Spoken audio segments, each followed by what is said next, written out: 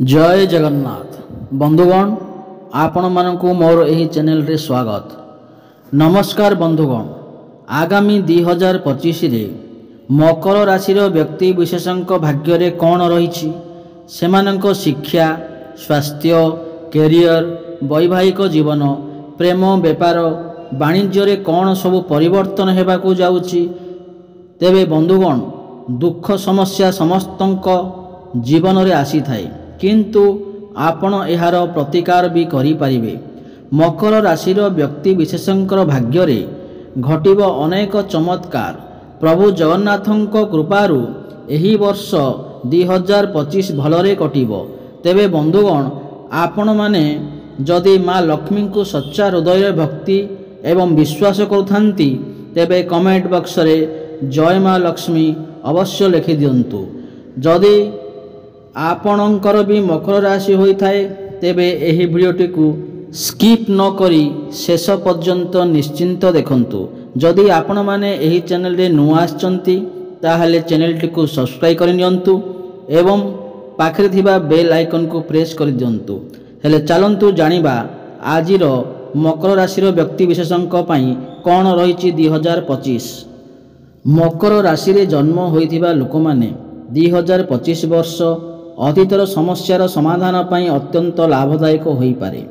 आपण अतीत रे समस्या गुड़िक घुंचाइबाकू सक्षम होई पारंती, जहाकू आपण किछि समय पाई संघर्ष करिसंती।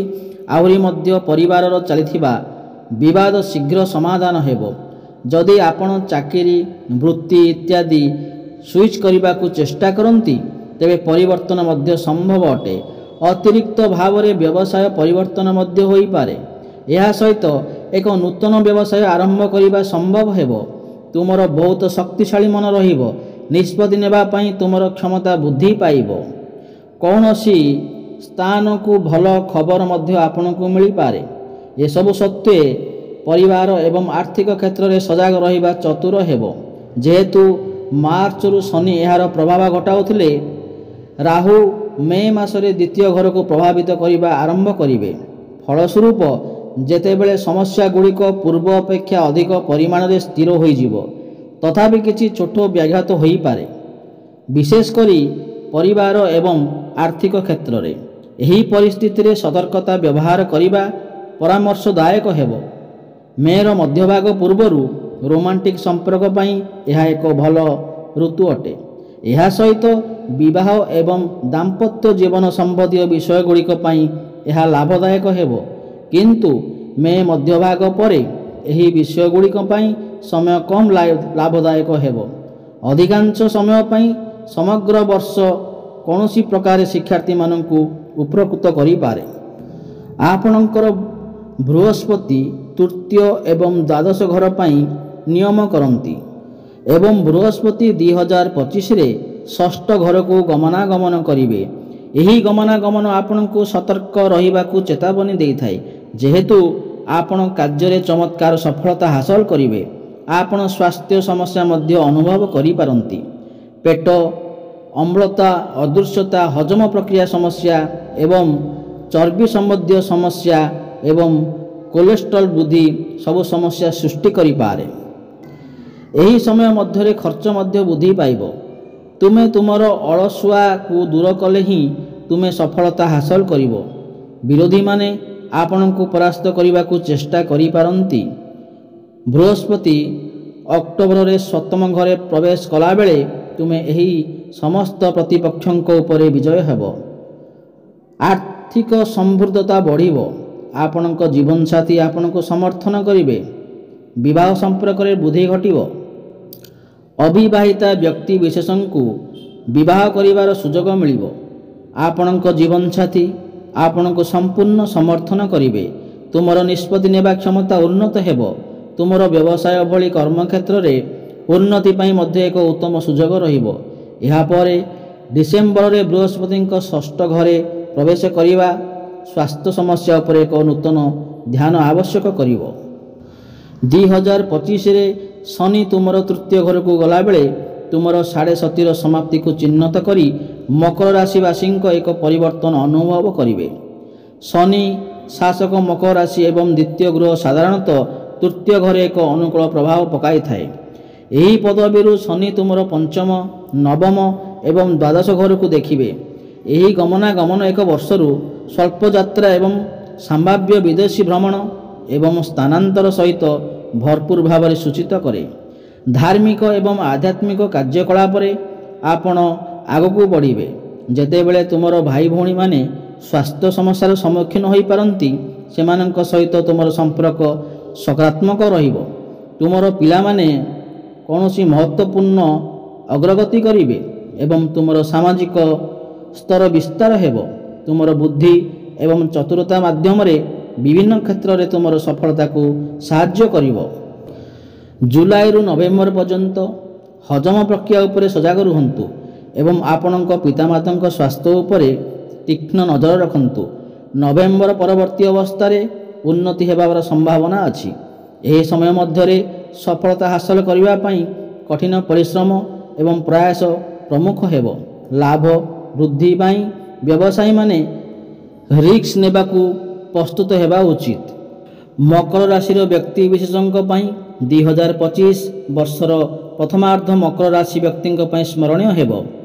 ଜାନୁଆରୀରୁ ମାର୍ଚ୍ଚ ପର୍ଯ୍ୟନ୍ତ ତୁମେ ତୁମର ପ୍ରେମ ଜୀବନରେ ଅନୁକୂଳ ଫଳାଫଳ ଅନୁଭବ କରିବ ଏବଂ ତୁମର ସମ୍ପର୍କ ଦୃଢ଼ ହେବ। ଯେତେବେଳେ ଛୋଟ ଛୋଟ ସମସ୍ୟା ଉପୁଜିପାରେ, ସେମାନଙ୍କୁ ବୁଦ୍ଧିମାନ ଭାବରେ ପରିଚାଳନା କରିବା ତୁମର ବନ୍ଧନକୁ ଆହୁରି ସୁଦୃଢ଼ କରିବ। ମେ ମଧ୍ୟଭାଗ ପରେ ବୃହସ୍ପତିଙ୍କର ଆପଣଙ୍କର ଷଷ୍ଠ ଘରେ ଗମନାଗମନ ହେବ। ପଞ୍ଚମ ଘରେ ଶନିଙ୍କ କ୍ରମାଗତ ଦିଗ ସହିତ ଆପଣଙ୍କ ସମ୍ପର୍କକୁ କିଛି ଥଣ୍ଡା ଆଣିପାରେ। ବିବାହିତା ମକର ରାଶି ବ୍ୟକ୍ତିବିଶେଷଙ୍କ ପାଇଁ ଏହି ବର୍ଷ ମଧ୍ୟରେ ଅତିରିକ୍ତ ସଜାଗତା ଆବଶ୍ୟକ, ଯାହା ମଧ୍ୟରେ ସମ୍ପର୍କର ସମନ୍ୱୟକୁ ବାଧା ଦେଇପାରେ। ବିବାହ ବୟସ ଥିବା ଲୋକଙ୍କୁ ବର୍ଷର ପ୍ରଥମାର୍ଦ୍ଧରେ ବିବାହ ସମ୍ବନ୍ଧୀୟ ସମସ୍ୟାର ସମାଧାନ କରିବାକୁ ପରାମର୍ଶ ଦେଇପାରେ। ମକର ରାଶିର ବ୍ୟକ୍ତିବିଶେଷଙ୍କ ପାଇଁ 2025ରେ ମାର୍ଚ୍ଚ ପରେ ତୁମେ ତୁମର କ୍ୟାରିୟର ସମ୍ବନ୍ଧୀୟ ଅନୁକୂଳ ଫଳାଫଳ ଅନୁଭବ କରିବ। ଏହି ସମୟ ମଧ୍ୟରେ ତୁମର କାର୍ଯ୍ୟରେ ଆପଣ କରିଥିବା କୌଣସି ପରିବର୍ତ୍ତନ ମଧ୍ୟ ଆପଣଙ୍କୁ ସଫଳତା ହାସଲ କରିବାରେ ସାହାଯ୍ୟ କରିବ। ମେ'ର ମଧ୍ୟଭାଗରୁ ବୃହସ୍ପତି ଆପଣଙ୍କ ପଞ୍ଚମ ଘର ଦେଇ ଗମନାଗମନ କରିବେ। ଏହା ସୂଚିତ କରେ ଯେ ତୁମେ ତୁମର ସହକର୍ମୀମାନଙ୍କ ସହିତ ଭଲ ଭାବେ ମିଳିତ ହେବ। କାର୍ଯ୍ୟ ଆପଣଙ୍କ ପାଇଁ ଅଧିକ ଉପଭୋଗ ହେବ, ଯାହା ଆପଣଙ୍କ ସ୍ଥିତିକୁ ଉପକୃତ କରିବ। ଶୁଭ ଭାଗ୍ୟର ଲାଭ ପାଇବା ପାଇଁ ମେ ପରେ ଏହା ଆପଣଙ୍କ ପାଇଁ ଅଧିକ ପ୍ରୟାସ କରିବ। ମକର ସଂକ୍ରାନ୍ତିରେ ବ୍ୟବସାୟରେ କିଛି ଛୋଟ ଚ୍ୟାଲେଞ୍ଜ ଏବଂ ସମସ୍ୟା ଥାଇପାରେ, କିନ୍ତୁ ସାମଗ୍ରିକ ଭାବରେ ପୂର୍ବ ବର୍ଷ ଅପେକ୍ଷା ଏହି ବର୍ଷ ଆପଣଙ୍କ ପାଇଁ ଭଲ ହେବ। ମାର୍ଚ୍ଚ ପରେ ଶନି ଆପଣଙ୍କ ଆତ୍ମବିଶ୍ୱାସ ବୃଦ୍ଧି କରିବ, ଯାହା ଆପଣଙ୍କ ବ୍ୟବସାୟ ପାଇଁ ଲାଭଦାୟକ ହେବ। ବୃହସ୍ପତି ଦଶମ ଘରକୁ ପଞ୍ଚମ ଦିଗରୁ ଦେଖିବେ, ଯାହା ଆପଣଙ୍କ ପାଇଁ ଅନୁକୂଳ ଫଳାଫଳ ଆଣିପାରେ। ତୁମର ବୁଧବାର ଗମନାଗମନ ମଧ୍ୟ ଲାଭଦାୟକ ହେବ। ଏହାକୁ ଦୃଷ୍ଟିରେ ରଖି ମକର ରାଶିର ଲୋକମାନେ ସାଧାରଣତଃ ଚଳିତ ବର୍ଷ ବ୍ୟବସାୟ ଦୃଷ୍ଟିରୁ ଏକ ଭଲ ବର୍ଷ ହୋଇପାରିବ ଆପଣଙ୍କ ପାଇଁ।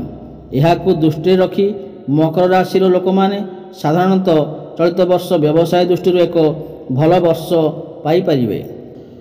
ମକର ରାଶିର ଛାତ୍ରଛାତ୍ରୀମାନଙ୍କ ପାଇଁ ଏହି 2025 ବର୍ଷଟି ଅତ୍ୟନ୍ତ ଶୁଭ ଅଟେ। ବୃହସ୍ପତି ପଞ୍ଚମ ଘରେ ଏବଂ ଆପଣଙ୍କ ଭାଗ୍ୟଶାଳୀ ପ୍ରଥମ ଘରେ ଜାନୁଆରୀରୁ ମେ 2025 ମଧ୍ୟଭାଗରେ ରହିବ। ଏହି ସମୟ ମଧ୍ୟରେ ଛାତ୍ରମାନେ ସେମାନଙ୍କର ପ୍ରାଥମିକ ଏବଂ ଉଚ୍ଚ ଶିକ୍ଷାରେ ମଧ୍ୟ ଅନୁକୂଳ ଫଳାଫଳ ଆଶା କରିପାରନ୍ତି। ଧାର୍ମିକ କାର୍ଯ୍ୟକଳାପରେ ଜଡ଼ିତ ଚଳିତ ବର୍ଷ ବହୁତ ବଡ଼ ସଫଳତା ପାଇବେ ଏବଂ ଏହି 2025 ମସିହାରେ ତୁମର କଠିନ ପରିଶ୍ରମ ଅନୁଯାୟୀ ଶୁଭ ଫଳାଫଳ ମଧ୍ୟ ପାଇପାରିବେ। ସେମାନେ ବୁଦ୍ଧି ଏବଂ ଜ୍ଞାନରେ ସମର୍ଥନ ପାଇବେ, ଯାହା ଆଧାରରେ ସେମାନେ ଅଧ୍ୟୟନ ଏବଂ ବୁଝାମଣା କରିବାରେ ସଫଳ ହେବେ। ସମ୍ପୃକ୍ତ ବିଷୟଗୁଡ଼ିକ ମଧ୍ୟ ଘରୁ ଦୂରରେ ରହୁଥିବା ଦେଶବାସୀଙ୍କ ପାଇଁ ପ୍ରଦର୍ଶନ କରିବେ। ମେ 2025ରେ ବୃହସ୍ପତି ଷଷ୍ଠ ଘରେ ଗମନାଗମନ କରେ ଏବଂ ଏହି କାରଣରୁ ପ୍ରତିଯୋଗିତାମୂଳକ ପରୀକ୍ଷା ପାଇଁ ପ୍ରସ୍ତୁତ ଛାତ୍ରଛାତ୍ରୀମାନେ ଅନୁକୂଳ ଫଳାଫଳ ପାଇବା ସମ୍ଭାବନା ରହିଅଛି। ବୁଧ ଗ୍ରହ ଗମନାଗମନ ପାଇଁ ଦେଶବାସୀଙ୍କୁ ଅନୁକୂଳ ଫଳାଫଳ ପ୍ରଦାନ କରିପାରନ୍ତି। ସେମାନଙ୍କୁ ସେମାନଙ୍କର ସ୍ୱାସ୍ଥ୍ୟର ବିଶେଷ ଯତ୍ନ ନେବାକୁ ପରାମର୍ଶ ଦିଆଯାଇଛି ଏବଂ ଯେତେବେଳେ ସେମାନଙ୍କର ସ୍ୱାସ୍ଥ୍ୟ ଭଲ ହେବ ଦେଶବାସୀ ସେମାନଙ୍କ ଅଧ୍ୟୟନ ଉପରେ ଧ୍ୟାନ ଦେବେ। ଆପଣଙ୍କ 2025 ଆର୍ଥିକ ସ୍ଥିତି କିପରି ରହିଛି? ବୃହସ୍ପତି ଧନ ମହତ୍ତ୍ୱ ଜାନୁଆରୀରୁ ମେ ମଧ୍ୟଭାଗ ପର୍ଯ୍ୟନ୍ତ ଆପଣଙ୍କ ଲାଭ ଘରକୁ ଦେଖାଇବେ, ଯାହା ଆପଣଙ୍କୁ ଅନୁକୂଳ ଆର୍ଥିକ ଫଳାଫଳ ପ୍ରଦାନ କରିବ।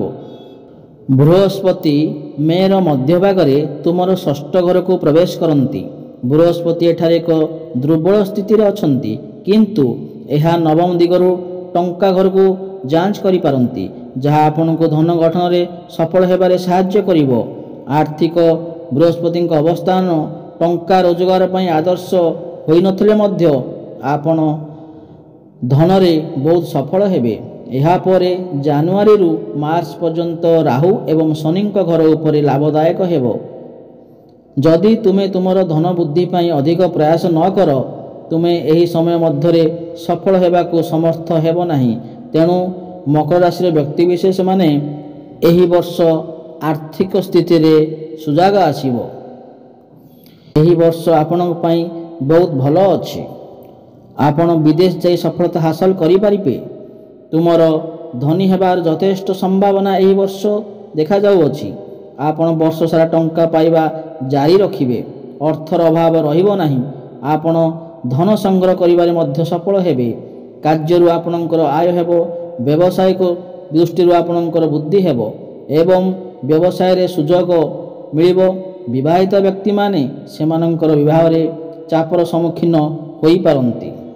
ତୁମର ଜୀବନସାଥୀ କ୍ରୋଧ ଏବଂ ଆକ୍ରୋଶ ପ୍ରକାଶ କରିପାରନ୍ତି ଏବଂ ତୁମର ମନୋଭାବକୁ ତୁମର ନାପସନ୍ଦ ହେତୁ ତୁମ ମଧ୍ୟରେ ତିକ୍ତତା ଦେଖାଦେଇପାରେ। ଏହି ପରିସ୍ଥିତିକୁ ଶାନ୍ତିପୂର୍ଣ୍ଣ ଭାବରେ ସମାଧାନ କରିବାକୁ ଚେଷ୍ଟା କରନ୍ତୁ। ରୋମାଣ୍ଟିକ୍ ସମ୍ପର୍କ ପାଇଁ ଏହି ବର୍ଷ ବହୁତ ଭଲ ହେବ। ତୁମେ ବହୁତ ପ୍ରେମ ପାଇବ ଏବଂ ତୁମର ପ୍ରିୟଙ୍କ ସହିତ ତୁମକୁ ସମର୍ଥନ ଜାରି ରଖିବ। ଯଦି ଆପଣ ଚାକିରି ବଦଳାଇବାକୁ ଇଚ୍ଛା କରନ୍ତି, ତେବେ ଆପଣଙ୍କୁ ଏହି ବର୍ଷ ଭଲ ସଫଳତା ମିଳିବ। ଯେକୌଣସି ପରିସ୍ଥିତିରେ ନିଯୁକ୍ତି ଆପଣଙ୍କୁ ଗୁରୁତ୍ୱପୂର୍ଣ୍ଣ ଆର୍ଥିକ ସୁବିଧା ଦେଇପାରେ। ପାରିବାରିକ ସମ୍ପର୍କ ମଜବୁତ ହେବ। ପାରିବାରିକ ସମନ୍ୱୟ ମଧ୍ୟ ଉନ୍ନତ ହେବ।